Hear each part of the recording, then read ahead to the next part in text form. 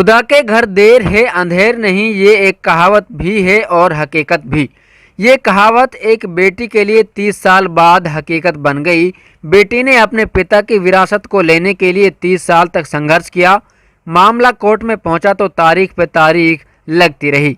आखिरकार 30 साल बाद कोर्ट ने बेटी के हक में फैसला सुना दिया, जिसके बाद बेटी ने चचेरे भाइयों से बागी होकर पिता से विरासत में मिली 2.25 किला जमीन को चचेरे भाइयों को देने के बजाय गांव के किसी अन्य व्यक्ति को बेच दिया। ग्रामीणों ने बताया कि इस मामले पर कई बार झगड़ा हुआ, लेकिन बेटी ने हार नहीं मानी। हुआ यूं कि तिगांव की बेटी रशीदन अपने पिता कालू के इकलौती बेटी थी, जिसकी शादी राजस्थान के गांव मल्हका में हुई थी।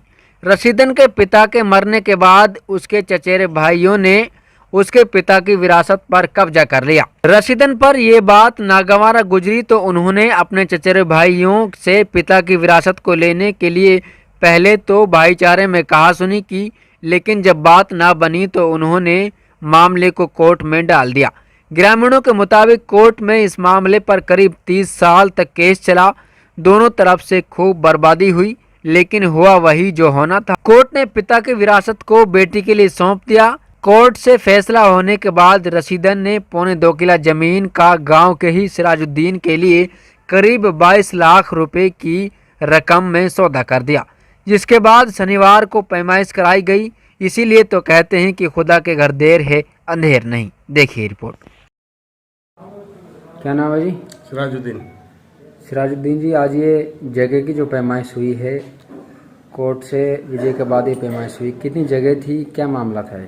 ये 2.25 किला खेत हो जी, और हमने ये ली ही अब कब्जे हो। अब कब्जे वाला से हमने अपनी ज़मीन मुक्त करा ली।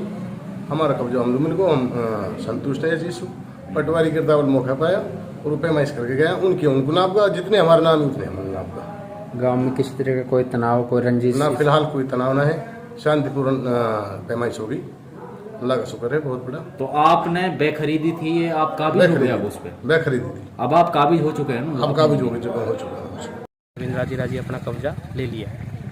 सर, यहाँ मामला कोर्ट में भी था, बताया जा रहा है कोर्ट के बाद पहले से था, उसका फैसला हो चुका है, तकसीम भी हो चुकी है उसके बाद। तो गांव में किसी तरह के कोई गाँव में बात, किसी तरह कोई अपवाद नहीं है, ना ही कोई झगड़े की वो बात हुई, ना कोई बात। शांतिपूर्ण इसमें निशानदेही हो चुकी है। इसका सभी तरीकों ने मौका लगा दिया, मौके पर अपना कब्जा ले लिया। जिस तरीके से पैमाइश मशीन द्वारा कराई गई है, क्या फीस ली जाती है मशीन की? इसके बारे में भाई हम कुछ नहीं कह सकते। तो सर, ये क्या कानून में है ये मशीन से पैमाइश कराना, या फिर झंडे में, किस तरीके से है? किसानों के लिए कोई न कोई फीस का प्रावधान तो होगा जी। किसान जिस तरीके से सिस्टम बना नहीं है, बाकी लग रहे हैं इसमें कि सरकारी फीस ही कोई तय की जाए। जी, ठीक है। तो इसके लिए आज की इसमें कोई फीस नहीं है? नहीं, वो तो इनकी मशीन वालों की फीस अलग है, हमारा जो कमीशन है वो कमीशन है। अच्छा।